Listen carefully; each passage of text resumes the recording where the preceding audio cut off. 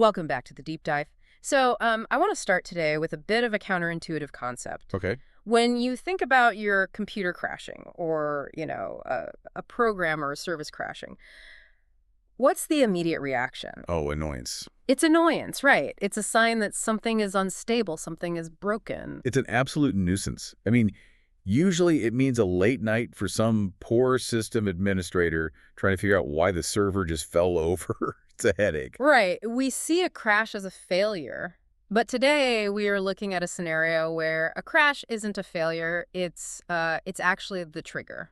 What if the crash itself was the go signal for a cyber attack? It is a fascinating inversion of how we usually think about system health. Yeah, Normally, malware wants to stay quiet, keep things running so it can just steal data in the background. of course. In this case, the malware is actually banking on things breaking.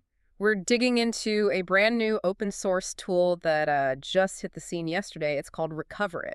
And the source material we're working with today comes from a report by Cybersecurity News, and it's detailing the release of this tool by a security researcher who goes by the handle TwoSevenOneT. And this tool is really shaking things up because it targets something so mundane, so boring, that nobody ever really looks at it. It targets the Windows Service Recovery Mechanism. So the mission for this deep dive is to understand how attackers are finding these new ways to hide in plain sight. We're talking about weaponizing a safety net. This is a tool meant to fix things, being used to break in. It is. And if you connect this to the bigger picture, this is a classic, a textbook example of living off the land. You aren't bringing in some complex foreign code that sets off every single alarm bell. Right. You're using the operating system's own features against itself. And in this case, you're using the very system designed to keep Windows resilient to make your malware resilient instead. Okay, let's unpack this. Before we get into the scary stuff, the malware, the backdoors, we need to understand the mechanism here. I think most people know what a Windows service is, vaguely. It's just stuff running in the background, yeah? Right. Think of Windows services as the crew backstage at a theater. You don't see them, but they're moving the props, controlling the lights, and making sure the show your user experience runs smoothly. They're long-running applications that operate in their own sessions. They start up before you even log in. And who's the stage manager in this analogy? Who's telling them what to do? That would be the SCM, the Service Control Manager. It's the brain of the whole operation. It starts services, stops them, and it monitors them. It's constantly checking the pulse of all these background tasks. And this is where that safety net comes in because, sometimes things just break. Services crash. Exactly. And Windows is designed for enterprise environments, so resilience is key. If your print school or service crashes at 3 in the morning, you don't want to wake up a human to click restart. No, of course not. So the Service Control Manager has a feature called the Recovery tab. If you go into the properties of any service in Windows, you can do it right now on your PC. I'm looking at a screenshot of it right now from our notes. It basically says first failure, second failure, and so on, and gives you a drop-down menu. Correct. So admins can tell Windows to do 3 main things if a service dies. 1, restart the service.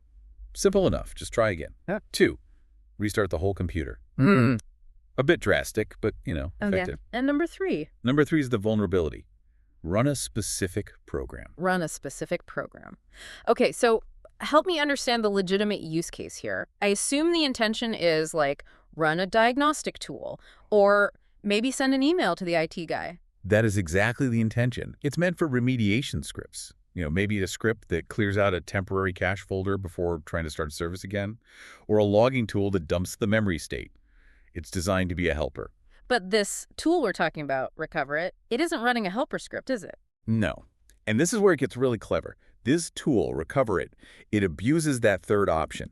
Instead of running a diagnostic, the attacker tells the Service Control Manager, hey, if this service crashes, I want you to run my malware. It's like setting a trapdoor that only opens when the fire alarm goes off. That is a perfect analogy. The security guards, the antivirus software, they're all watching the front door. They aren't expecting the burglar to come in because the building caught on fire. They think the fire alarm is a safety system. Exactly. The crash is the fire alarm, and the recovery action is the trapdoor opening. So let's look at the tool itself, RecoverIt. Is this some massive, complex piece of software? Not at all. And that's the beauty and the danger of it. TwoSevenOneT, the researcher, built it to be incredibly simple. It takes just 3 arguments on the command line. Just 3. That's it. First, you give it the target service name. Which service are we messing with? Second, the program to execute. What do you want to run when it crashes? And third, the parameters for that program. So it's basically plug and play. It's just an automation script for editing these settings. It is essentially an automation tool for changing configuration, but the cleverness is in how they use it. It's not just about changing the setting. It's about picking the right target. And the report from Cybersecurity News highlights a specific case study that TwoSevenOneT documented. They didn't just pick a random service, they picked something called UevAgentService. Right, the user experience virtualization agent. Why that one? Is it special somehow? It's not that it's special, but that it is predictably unstable in certain conditions. The research showed that this specific service, well, it's prone to crashing immediately if the broader UEV service is disabled on the host machine. Wait, so walk me through that. If Yeah. I'm an attacker, I want a service that I know is going to crash. Precisely. Think about it. If you attach your malware to a service that is rock solid like, say, the Windows audio service, which almost never crashes, your malware never runs. It just sits there. It just sits there waiting for a disaster that never comes. You need a reliable trigger. So they chose the UevAgentService because they can essentially force it to fail. Yes.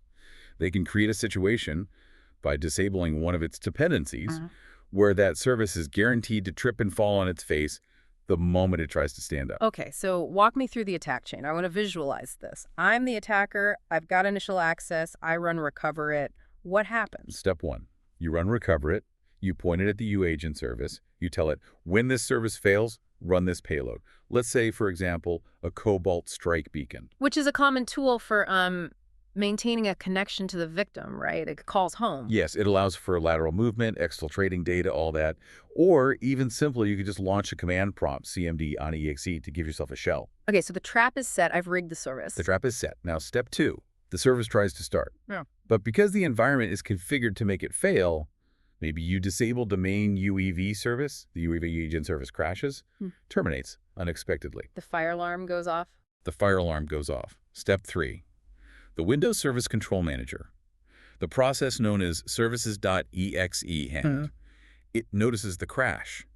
It looks at its instruction manual, which you, the attacker, have just edited, and it says, oh, the admin wants me to run a recovery program. And that recovery program is the virus. Exactly. And here is the kicker, the part that makes this so effective: it executes the virus. But because the Service Control Manager is a legitimate core part of Windows, the virus is spawned by services.exe. So to any security software watching, it just looks like Windows, Windows things. It looks like standard background system activity. It blends in perfectly with all the other noise of the operating system. This brings me to the big question, why? Why go through all this trouble? If you're already on the computer and you have enough permission to edit service settings, why not just, double-click the virus? That is the million-dollar question. And the answer is all about how modern defense works. We have these things called EDRs, endpoint detection and response systems. Think of them as the bouncer at a very exclusive club. Okay, the bouncer. I like that. The bouncer has a list of people he's watching. And in the world of Windows services, that bouncer is obsessed with one specific registry setting. It's called the ImagePath. ImagePath, right. I've seen that in the registry. What does that actually do? The ImagePath, or sometimes you see bin path, is the instruction that tells a service how to start normally. If you have the print schooler service, the ImagePath points to schoolsv.exe. That's the legitimate program. So if an attacker changed that ImagePath to point to, say, virus.exe, the bouncer would tackle them immediately. Sysadmins and EDRs watch the ImagePath like a hawk. It is the front door. If you change that setting, lights start flashing, sirens go off. It is a very well-known, very noisy attack. So everyone is staring at the front door. Everyone is staring at the front door. The RecoverIt does is it leaves that front door completely untouched. The ImagePath looks normal. It points to the legitimate UevAgentService executable. Nothing to see here. So the bouncer checks the ID, sees UevAgentService, and just waves it on through. Exactly.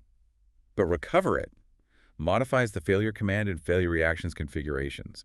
These are the settings tucked away in the back of the registry. The blind spot. A massive blind spot. The source material specifically notes this. Sysadmins, they tend to focus on the ImagePath. They rarely check the recovery settings. So the attacker is sneaking in through the emergency exit while the bouncer is flexing at the front. And because the ImagePath is normal, standard scans might just skip right over it. Oh, UevAgentService, yep, points to the right file, all good. Exactly. And because the execution happens after a crash, it breaks the causal chain that some security tools look for. They expect a malicious process to start instead of the service, not as a consequence of it failing. That is devious. I mean, it Yeah. really highlights how creative these offensive security researchers and the bad guys can be. It's not about finding a bug in the code, it's about finding a gap in the logic. It's a constant game of cat and mouse. As soon as we lock the front door, they find a window. We Mm. bar the window, they come down the chimney. And now they're tripping the fire alarm just to get the doors to unlock automatically. So we've established this is stealthy. It's a blind spot attack. But is it invisible? I mean, can we see this if we know where to look? It is not invisible. Okay. In cybersecurity, almost nothing is truly invisible. It's just a matter of whether you're logging the right data and if you have time to look. Yeah. But there's a specific challenge here with the logs. The source mentioned something about Windows event logs being a bit unhelpful here. What's the issue? Yeah. So Windows creates an event log whenever a service crashes. If UevAgentService dies, you get a log entry saying service terminated unexpectedly. Okay, so we know it crashed. That's a start. We know it crashed, but, and this is the critical gap that TwoSevenOneT found, the standard crash report does not necessarily record what program the recovery handler launched afterward. Whoa, wait a minute. So the log says the car crashed, but it doesn't say, and then a guy in a ski mask jumped out of the trunk. Perfectly put. The crime, the launching of the malware via the failure command, isn't explicitly listed in that same event. So if an admin sees the crash log, they might just think, oh, that service is buggy again, and they move on. That's a dangerous assumption. It's just a bug. It is, but it's a human one. We're conditioned to ignore noise. So how do we fix this? If the logs aren't helping, what should the defenders listening right now be doing? Well, the advice from the report boils down to broadening your monitoring scope. Mm. You can't just watch the image path anymore. Security teams need to update their detection logic to include these recovery keys. So specifically those registry keys you mentioned earlier, failure command and... Yes, failure command and failure actions. You need to alert on changes to those keys. If those change, especially on a standard workstation, that is highly suspicious. Is there ever a legitimate reason for a user to change those? Very little reason for a legitimate user to be manually editing recovery command lines in the registry.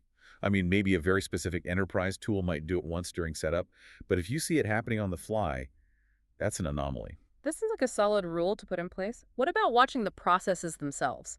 You mentioned services.exe spawns the malware. That's the second layer, process monitoring. You need to scrutinize the child processes that are spawned by services.exe. Because services.exe is the parent process here. Right.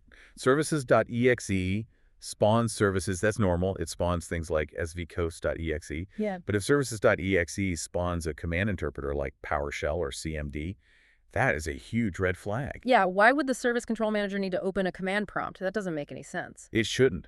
Or at least it's rare enough that it should absolutely trigger an investigation. If you see services.exe spawning cmd.exe, you are likely looking at this exact attack. It sounds like this requires a real shift in mindset. We're moving from block the bad file to monitor the behavior of the good files. That is the absolute trend in modern security. You can't just look for known virus files. You have to understand what normal looks like so you can spot when normal components start doing abnormal things. It's interesting because this tool, RecoverIt, isn't exploiting a bug. It's not a buffer overflow or some zero-day vulnerability. It's exploiting a feature. It is. The Recovery tab works exactly as Microsoft designed it to. It's supposed to run a program when things fail. The vulnerability is just that we trusted that feature wouldn't be abused, and so we didn't put enough surveillance on it.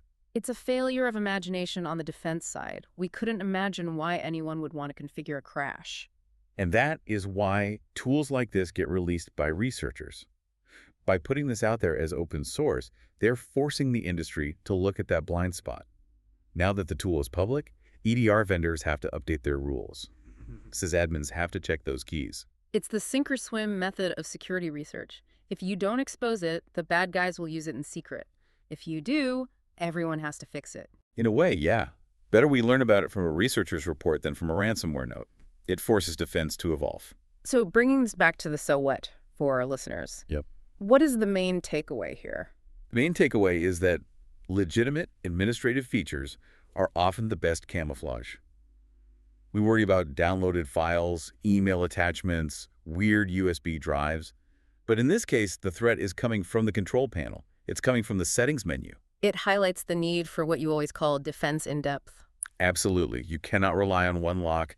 You can't just trust that because the image path is correct, the service is safe, you have to verify the recovery actions, you have to monitor the child processes, you have to assume every feature could be a potential door. And specifically for the admins out there, go check your FailureActions registry keys. Please do, and if you see cmd.exe listed in there under a service that shouldn't have it, maybe disconnect that machine from the network. Probably a good idea. And I'd add one more thing. This reinforces the importance of knowing your environment. If you know that UevAgentService isn't supposed to be crashing, and suddenly it is, don't just ignore that. Investigating the cause of a crash might reveal the attempt of an attack. That's a great point. Don't just treat the symptom, look for the disease. Exactly. As we wrap up, I want to leave everyone with a thought that's been nagging at me. We've spent this whole time talking about how the service recovery feature, a tool designed to help us, is being weaponized. It's a sobering thought, isn't it? It really is. And it makes me wonder, if the service recovery tab is a secret door, what other helpful automated features in our operating systems might be acting as double agents right now?